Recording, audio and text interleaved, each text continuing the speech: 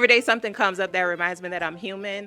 But I will say I've done a lot of self-work on myself this year, and where this summer I hired a life coach to help me with my self-concept, because I was really unclear about who I was as a person. What I was doing was just kind of operating, just like going through the motions of life, but it wasn't getting me to where I desired to be, right? So I literally hired somebody to help me figure out like what were my personal values, how do I want to show up in the world, what do I actually want for my life to get me to where I am today. Every day I'm figuring it out though, so I don't ever consider myself saying I've made it, because I know there's always more to learn. I have a 9 to 5 and I put a lot of my energy into it because I don't want to be, a subpar employee.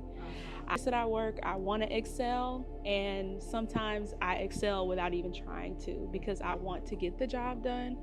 And I've noticed just in my life, it's hard for me to clock out and then start business stuff for myself.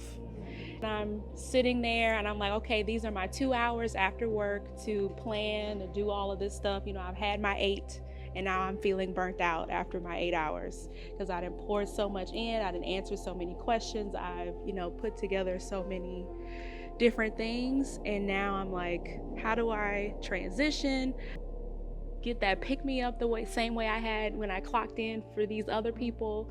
And now my passion is low, I'm tired, and I'm trying to get my energy up, but it's just not happening. Courtney mentioned doing like some inner work. So one thing I specifically do when doing my inner work is called shadow work. I don't know if anybody's heard of it before. So when I do my shadow work, and you can go on Pinterest and find like different shadow work prompts. But for me, like when I started doing shadow work, and I know it sounds scary, y'all, but I promise it's not that bad.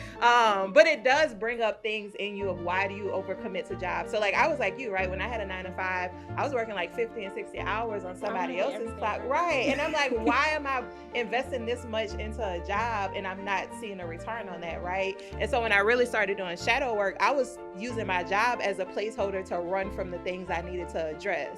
And so I would say when you start doing your shadow work, I think it's actually going to help you answer the questions you're asking us, because at the end of the day, we can't help you find those answers. You have to be able to find them yourself to know like what your next decision or next move needs to be. So I would encourage you to do that.